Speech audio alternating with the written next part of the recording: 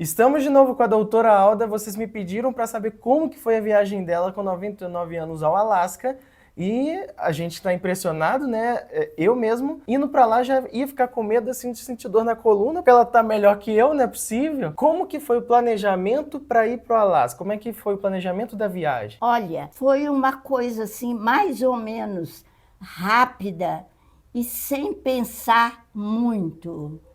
Quando foi ventilada a possibilidade de nós irmos, eu respondi logo que iria, mas depois sentia um receio muito grande, que era de enfrentar a temperatura e a possibilidade de ir lá e não ver a aurora boreal. Mas, para surpresa minha, eu não tive esse pavor da temperatura, que as roupas que eu levei eram roupas adequadas e superaram o receio do frio.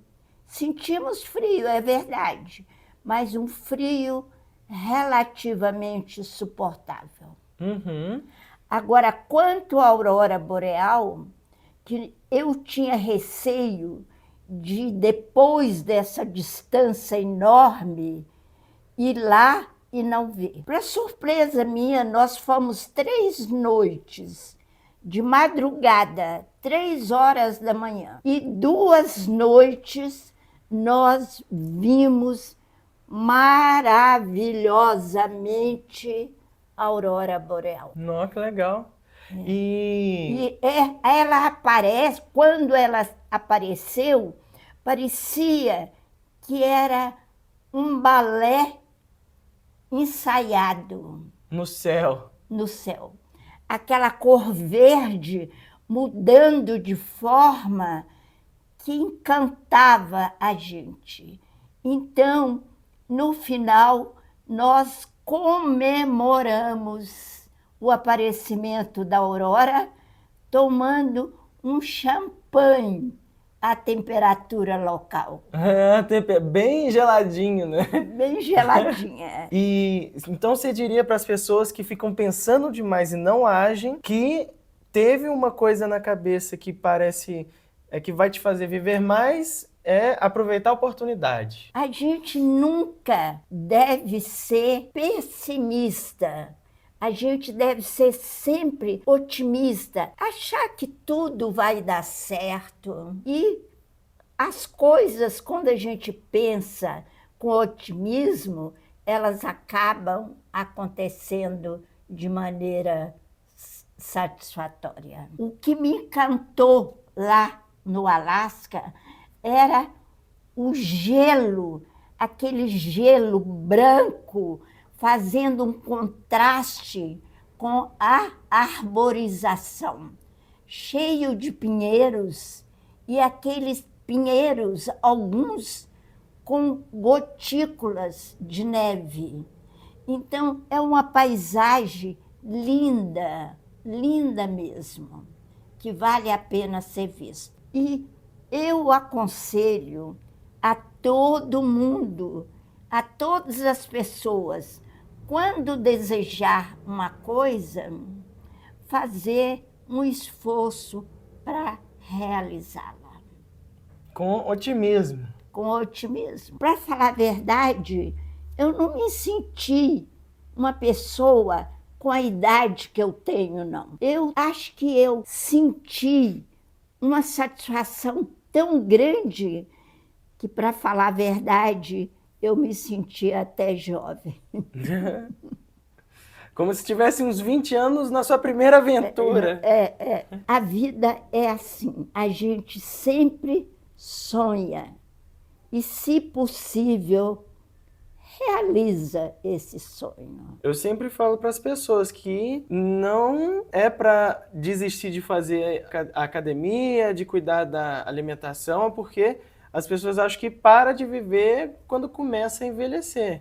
E isso não é verdade, né? E aí eu tenho a próxima pergunta. Que mensagem você daria para as pessoas que têm medo de envelhecer e realizar sonhos na terceira idade? Aquela pessoa que fala, tô velha demais para isso. Olha, só quem tem medo de envelhecer é quem não tem o que fazer. Porque a vida é tão cheia de atividades que eu nunca pensei que eu ia envelhecer. Eu não me sinto velha, não. Se eu estou velha, é apenas essa parte somática, porque o meu espírito continua jovem. Muito bom.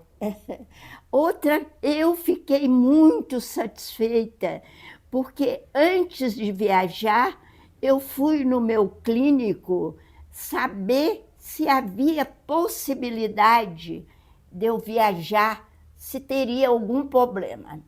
Ele disse que não. E depois que eu voltei, eu não. Aliás, nós éramos 4 pessoas. Ninguém teve um resfriado, ninguém deu um espirro, ninguém teve uma dor de barriga, uma enxaqueca, nada, absolutamente nada.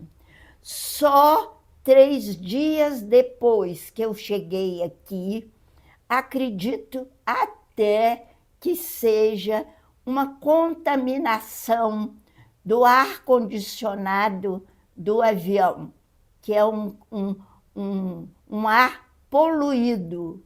Eu acredito que pode ter sido isso, mas também foi as noites sem dormir na viagem. É uma viagem longa que a gente passa horas e horas sem dormir.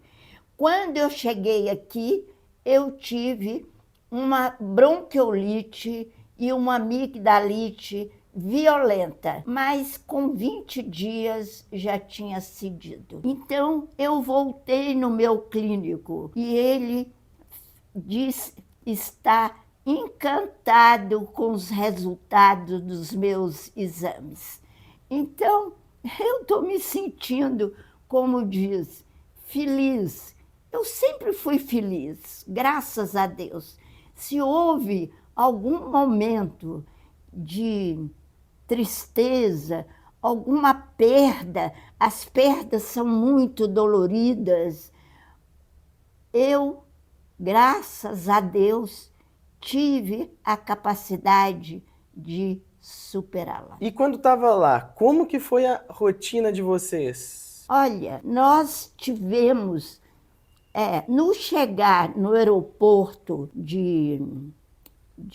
do Alasca, nós já tínhamos, um dos companheiros de viagem já tinha providenciado o aluguel de um carro. Por sinal, um carro bonito, confortável, com ar quente.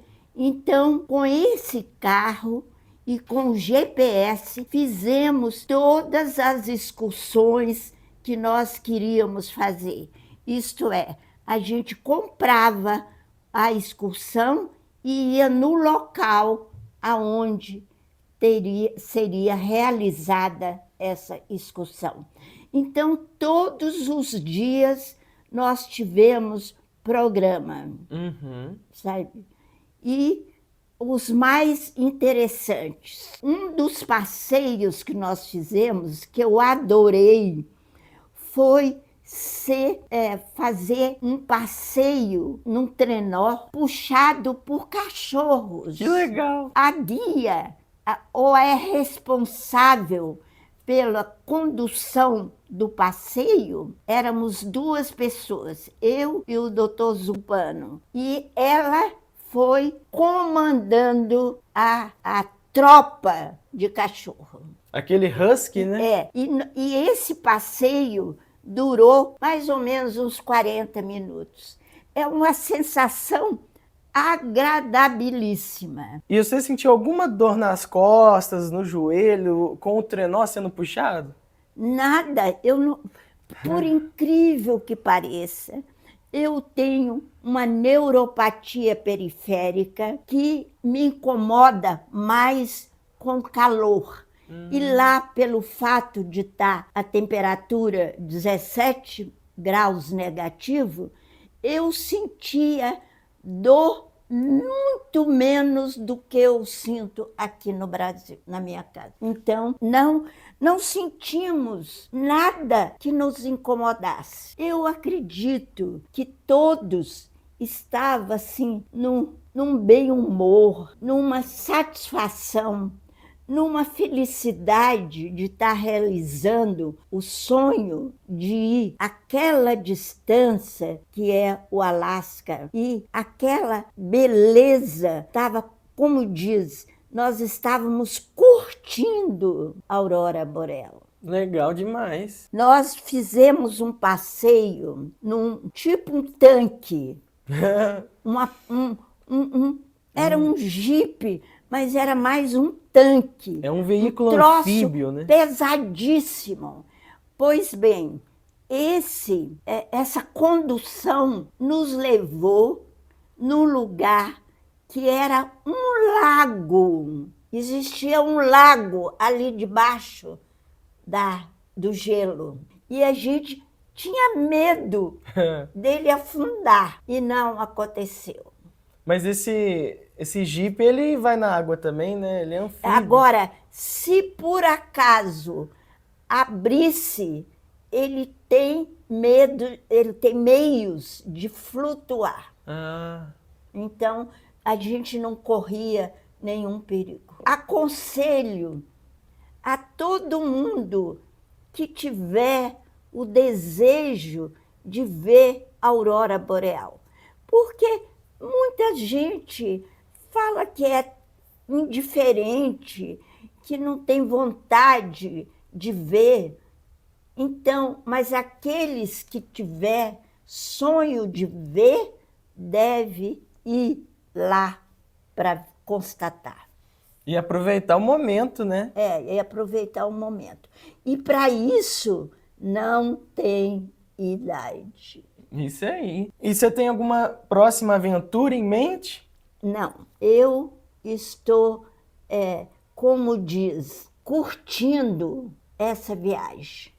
Então, enquanto eu estiver curtindo, assimilando que eu tive a oportunidade de viver, foram 15 dias a viagem. Então, eu vou pensar mais para frente. Se houver possibilidade, a gente faz uma outra viagem. Você está perguntando. Em outubro, eu vou completar 100 anos. Então, a partir dessa idade, as companhias de seguro não fazem mais seguro.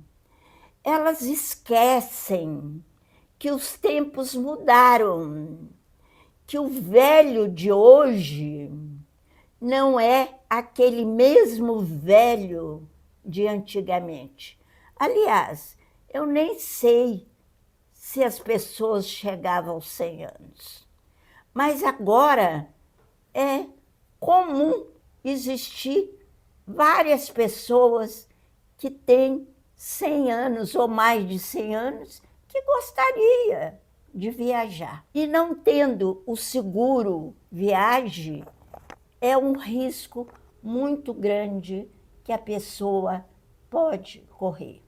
Graças a Deus, nunca, em todas as minhas viagens, nunca precisei recorrer ao seguro viagem. E você viajou muito? Olha, relativamente, eu posso dizer, não é tão comum uma pessoa viajar às vezes que eu viajei. E então fica aí a dica para as empresas de seguro, né? Porque estamos em um mundo onde as pessoas estão mais velhas e saudáveis. Tudo evolui. Está na hora das companhias de seguro evoluírem também.